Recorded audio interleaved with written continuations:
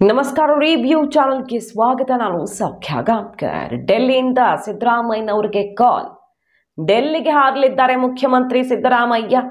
ದಿಢೀರ್ ಕೈಪಾಳ್ಯದಲ್ಲಿ ಒಂದಿಷ್ಟು ಮಹತ್ವದ ಬೆಳವಣಿಗೆಗಳಾಗ್ತಿದ್ದಾವೆ. ಡೆಲ್ಲಿಗೆ ಹಾರುವ ಮುನ್ನ ಶಾಸಕರನ್ನ ಸೇರಿಸುತ್ತಿರುವಂತಹ ಮುಖ್ಯಮಂತ್ರಿಗಳು. ಏನಾಗ್ತಾ ಇದೆ ಹಾಗಾದ್ರೆ ಮಾಹಿತಿ ಮುಂದೆ ಇಡ್ತಾ ಇದೀವಿ. ಮಿಸ್ ಮಾಡಿದ್ರೆ ನಮ್ಮ ಚಾನಲ್ನ ಸಬ್ಸ್ಕ್ರೈಬ್ ಮಾಡಿ, ನಿಮ್ಮ ಅಭಿಪ್ರಾಯ ಕಮೆಂಟ್ ಮಾಡಿ ತಿಳಿಸಿ.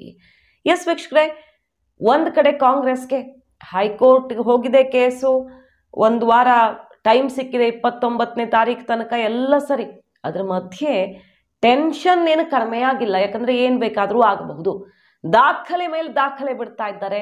ದೂರುದಾರರ ಕಡೆಯವರು, ವಕೀಲರುಗಳು, RTI ಕಾರ್ಯಕರ್ತರು ಎಲ್ಲ ದಾಖಲೆಗಳ ಮೇಲೆ ದಾಖಲೆ ಇಡ್ತಿದ್ದಾರೆ.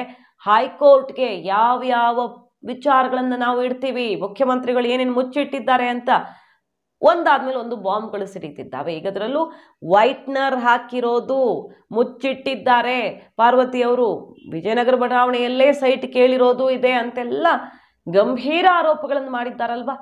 ಇದ್ರ ಬೆನ್ನಲ್ಲೇ ಈಗ ಹೈಕೋರ್ಟ್ನಲ್ಲಿ ಸ್ಫೋಟಕ ದಾಖಲೆಗಳನ್ನು ನಾವು ಕೊಡ್ತೀವಿ, ಬಹಳಷ್ಟು ದಾಖಲೆಗಳಿವೆ, ಸಿದ್ದರಾಮಯ್ಯನವ್ರಿಗೆ ಸಂಕಷ್ಟ ಎದುರಾಗುವಂಥದ್ದು ಅಂತೆಲ್ಲ ಹೇಳುತ್ತಿದ್ದಾರೆ. ಕೈಪಾಳ್ಯದಲ್ಲಿ ಏನಾಗ್ತಿದೆ ಅಂತ ಕೇಳಿದ್ರೆ, ಡೆಲ್ಲಿಯಿಂದ ಮುಖ್ಯಮಂತ್ರಿಗಳಿಗೆ ಬುಲಾವ್ ಬಂದಿರೋದು. ಅಂದರೆ ಇಲ್ಲಿಂದ ಸಿದ್ದರಾಮಯ್ಯನವರು ಸಮಜಾಯಿಷಿ ಕೊಡೋದಕ್ಕೆಲ್ಲ ತಯಾರಿನೂ ಮಾಡಿಕೊಂಡಿದ್ದಾರೆ. ಮತ್ತು ಡೆಲ್ಲಿ ನಾಯಕರು ಕೂಡ ಈ ಕೇಸ್ನ ಎಲ್ಲ ಅಪ್ಡೇಟ್ಸನ್ನು ಪಡೆದುಕೊಳ್ಳೋದಕ್ಕೆ ಮುಖ್ಯಮಂತ್ರಿಗಳನ್ನೇ ಕರೆಸಿರೋದು. ಡೆಲ್ಲಿಗೆ ಹಾರಲಿದ್ದಾರೆ ದಿಢೀರ್ ಅಂತ ಈಗ ಮುಖ್ಯಮಂತ್ರಿಗಳು. ಅದಕ್ಕೂ ಮುನ್ನ ಶಾಸಕಾಂಗ ಸಭೆ, ಶಾಸಕರೆಲ್ಲರನ್ನ ಕೂಡಿಸಿದ್ದಾರೆ ಮುಖ್ಯಮಂತ್ರಿಗಳು. ಶಾಸಕರು ಈಗ ಒಂದು ನಿರ್ಣಯವನ್ನು ತಗೊಳ್ಬೇಕಾಗಿದೆ. ಅಂದರೆ ಈಗ ಮಿನಿಸ್ಟ್ರುಗಳು, ಸಿದ್ದರಾಮಯ್ಯ ಬಣದ ಮಿನಿಸ್ಟ್ರುಗಳೆಲ್ಲ ಒಂದು ಕಠಿಣ ಸಂದೇಶವನ್ನು ಹೈಕಮಾಂಡ್ಗೆ ಕೊಟ್ಟರು ನಿನ್ನೆ ಅಷ್ಟೇ. ಏನಂತ, ನಾಳೆ FIR ಆಗತ್ತೆ, ಇನ್ನೇನೋ ಆಗತ್ತೆ ಅನ್ನೋ ಸನ್ನಿವೇಶ ಬಂದರೂ ಮುಖ್ಯಮಂತ್ರಿಯಾಗಿ ಸಿದ್ದರಾಮಯ್ಯನವರೇ ಮುಂದುವರಿಬೇಕು. ಅವರನ್ನು ಕೆಳಗಿಳಿಸಿದ್ರೆ ಪಕ್ಷಕ್ಕೆ ದೊಡ್ಡ ಸಮಸ್ಯೆ, ಸರ್ಕಾರವೇ ಶೇಕ್ ಆಗಬಹುದು ಅನ್ನುವ ನೇರ ಎಚ್ಚರಿಕೆ ಸಚಿವರುಗಳ ಕಡೆಯಿಂದ ಹೈಕಮಾಂಡ್ಗೆ ಹೋಯಿತು. ಅಂಥದ್ದೊಂದು ಬೆಳವಣಿಗೆ ಆಯಿತು. ಹೈಕಮಾಂಡ್ಗೆ ಎಚ್ಚರಿಕೆ ಕೊಡೋ ಮಟ್ಟಿಗೆ ಇವತ್ತು ಶಾಸಕರೆಲ್ಲ ಸೇರ್ತಿದ್ದಾರೆ. ಈಗ ಶಾಸಕರೆಲ್ಲ ಸೇರ್ಕೊಂಡು ಇದೇ ತೀರ್ಮಾನ ತಗೊಳ್ಬೇಕಾಗಿದೆ. ಏನಂತ, ಹೈಕಮಾಂಡ್ ಯಾವ ದಾರಿ ಹಿಡಿಯುತ್ತೋ ಅನ್ನೋ ಆತಂಕ ಢವ ಸಿದ್ದು ಕ್ಯಾಂಪ್ನಲ್ಲಿ ಎದ್ದು ಕಾಣಿಸ್ತಿದೆ. ಇಲ್ಲ ಅಂದರೆ ಇದ್ದಕ್ಕಿದ್ದ ಹಾಗೆ ಯಾಕಪ್ಪ ಈ ನಿರ್ಧಾರ, ಹೈಕಮಾಂಡ್ಗೆ ಯಾಕಪ್ಪ ಈ ಸಂದೇಶ, ನಾಳೆ ಹೆಚ್ಚು ಕಡಿಮೆ ಆದರೂ ಏನೇ ಆದರೂ ಸಿದ್ದರಾಮಯ್ಯನವ್ರನ್ನ ಕೆಳಗಿಳಿಸಬಾರ್ದು, ಕಾನೂನು ಹೋರಾಟ ಮುಂದುವರಿಸೋಣ, ಅವ್ರು ದುರುದ್ದೇಶಪೂರ್ವಕವಾಗಿ ಏನೋ ಕೇಸ್ ಹಾಕ್ಕೊಳ್ತಾರೆ ಅಂದರೆ ಏನು ಮಾಡೋಕ್ಕಾಗತ್ತೆ ಅನ್ನೋ ಸಂದೇಶವನ್ನು ಹೈಕಮಾಂಡ್ಗೆ ರವಾನಿಸಿದ್ಯಾಕೆ? ಮೊನ್ನೆ ಅಷ್ಟೇ ಸತೀಶ್ ಜಾರಕಿಹೊಳಿ ಅವ್ರು ಹೇಳಿದ್ರಲ್ಲ, ಏನಾದರೂ ಸಿದ್ದರಾಮಯ್ಯನವ್ರ ಬೆನ್ನಿಗೆ ಹೈಕಮಾಂಡ್ ನಿಲ್ಲಬೇಕು ಅಂತ.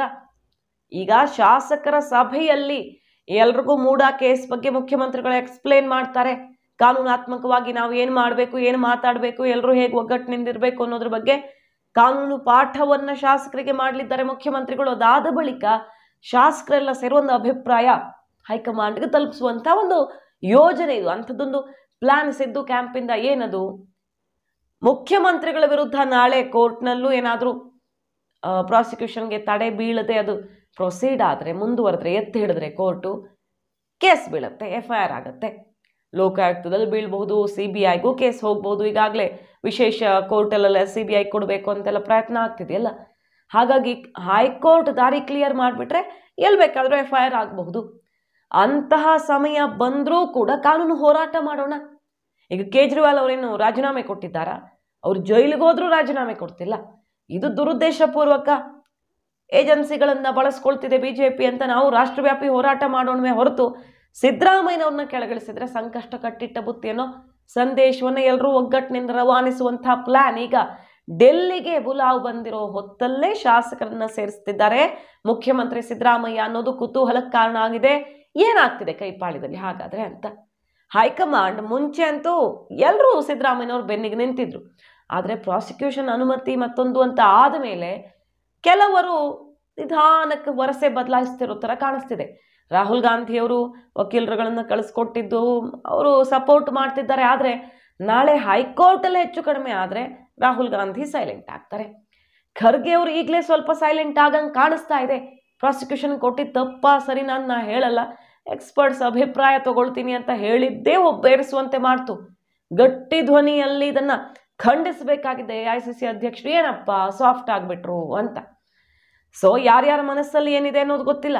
ರಾಜ್ಯ ಕಾಂಗ್ರೆಸ್ನಲ್ಲೂ ಯಾರ್ಯಾರು ಸೂಟು ಬುಟ್ಟು ಹೊಲಿಸ್ಕೊಳ್ತಿದ್ದಾರೆ ಅನ್ನೋದು ಗೊತ್ತಿಲ್ಲ. ಬದಲಾವಣೆ ಆಗಬೇಕು, ಪರ್ಯಾಯ ನಾಯಕತ್ವದ ಬಗ್ಗೆ ಯೋಚನೆನೂ ಶುರುವಾಗಿದೆ. ಯಾಕಂದರೆ ಯೋಚನೆ ಮಾಡದೇನೆ ಇರೋಕ್ಕಾಗಲ್ವಲ್ಲ. ನಾಳೆ ಹೆಚ್ಚು ಕಡಿಮೆ ಆದರೆ ಸಡನ್ ಆಗಿ ಏನು ಮಾಡೋಕ್ಕಾಗತ್ತೆ. ಪರ್ಯಾಯ ನಾಯಕತ್ವದ ಯೋಚನೆ ಶುರುವಾಗಿದೆ. ಬಟ್ ಈಗಲೇ ಸಿದ್ದರಾಮಯ್ಯನವ್ರ ವಿರುದ್ಧ ಏನೋ ಮಾಡಿಬಿಡೋದು ಅಂತಲ್ಲ. ಹೈಕೋರ್ಟು ಆಮೇಲೆ ಸುಪ್ರೀಂ ಕೋರ್ಟು ಆಪ್ಷನ್ ಇದೆಯಲ್ಲ, ಅಲ್ಲಿ ತನಕ ಅಂತೂ ಸುಮ್ಮನೆ ಇರ್ತಾರೆ. ಕೋರ್ಟ್ನಲ್ಲಿ ಹಿನ್ನಡೆ ಆದರೆ ಏನು ಅನ್ನೋದ್ರ ಬಗ್ಗೆ ಒಂದು ಪ್ಲಾನ್ ಬಿ ರೆಡಿ ಇರಬೇಕಲ್ಲ. ಆ ಪ್ಲಾನ್ನ ಬಗ್ಗೆ ಚರ್ಚೆ ಈಗಾಗಲೇ ಶುರುವಾಗಿದೆ. ಸತೀಶ್ ಜಾರಕಿಹೊಳಿ, DK ಶಿವಕುಮಾರ್ ಒಬ್ಬರು ಮುಖ ಒಬ್ಬರು ನೋಡದೇ ಇರುವಂತಹ ಇಬ್ಬರು ನಾಯಕರು 1 ಗಂಟೆ ಚರ್ಚೆ ಮಾಡಿದಾಗ ದೊಡ್ಡ ಕುತೂಹಲಕ್ಕೆ ಕಾರಣ ಆಯಿತು. ಸೊ ಏನೇನಾಗ್ತಿದೆ ಅನ್ನೋದನ್ನು ಹೇಳೋದಕ್ಕೆ ಸಾಧ್ಯ ಇಲ್ಲ ಈ ಹೊತ್ತಲ್ಲಿ. ಸಿದ್ದು ಬಣ ಈಗ ಶಕ್ತಿ ಪ್ರದರ್ಶನಕ್ಕೆ ನಿಂತಂಗೆ ಕಾಣಿಸ್ತಿದೆ. ಡೆಲ್ಲಿಗೆ ಹೋಗೋ ಹೊತ್ತಲ್ಲಿ ಇಲ್ಲಿನ ಅಭಿಪ್ರಾಯ ಸಂಗ್ರಹ ಮಾಡ್ಕೊಂಡು ಹೋಗಿ ಅಲ್ಲಿಡೋದು. ಹೈಕಮಾಂಡ್ ಒಂದು ರೀತಿಯಲ್ಲಿ ಎಚ್ಚರಿಕೆ ಸಂದೇಶ ಅಂದರೂ ತಪ್ಪಿಲ್ಲ. ಆದರೆ ಸಿದ್ದರಾಮಯ್ಯನವ್ರಿಗೆ ಇಲ್ಲಿ ಕಾನೂನು ಹೋರಾಟ ಏನಾದರೂ ಮಾಡಿಬಿಡ್ತೀನಿ, ಸಿದ್ದರಾಮಯ್ಯನವರು ಹೆದರ್ದಂಗೆ ಕಾಣಿಸ್ತಿಲ್ಲ, ರಾಜ್ಯಪಾಲರ ವಿಚಾರದಲ್ಲಿ ಸೆಡ್ ಹೊಡಿತೀನಿ ಅಂತಿದ್ದಾರೆ. ಬಟ್ ಹೈಕಮಾಂಡ್ ನಡೆ ಅಲ್ಲಿ ಡೆಲ್ಲಿಯಲ್ಲಿ ಕೆಲವರ ನಡೆ ಈಗ ಸಿದ್ದರಾಮಯ್ಯನವ್ರಿಗೆ ಢವ ಶುರುವಾಗಿರೋದು.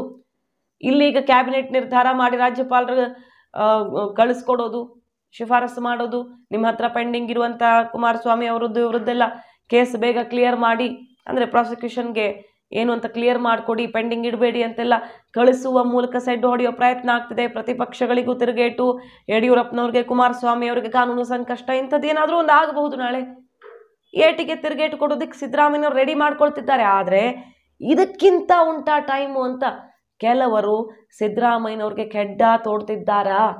ಅದು ಈಗ ಸಿದ್ದರಾಮಯ್ಯನವರ ಟೆನ್ಷನ್ಗೆ ಕಾರಣ ಆಗಿರೋದು. ಕಾದು ನೋಡಬೇಕು ಡೆಲ್ಲಿಯಲ್ಲಿ ನಾಳೆ ಏನಾಗುತ್ತೆ ಅಂತ. ಮಾಹಿತಿ ನಿಮ್ಗೆ ಇಷ್ಟ ಆಗಿದ್ರೆ ಮಿಸ್ ಮಾಡಿದ್ರೆ ನಮ್ಮ ಚಾನಲ್ನ ಸಬ್ಸ್ಕ್ರೈಬ್ ಮಾಡಿ, ನಿಮ್ಮ ಅಭಿಪ್ರಾಯ ಕಮೆಂಟ್ ಮಾಡಿ ತಿಳಿಸಿ. Thank you.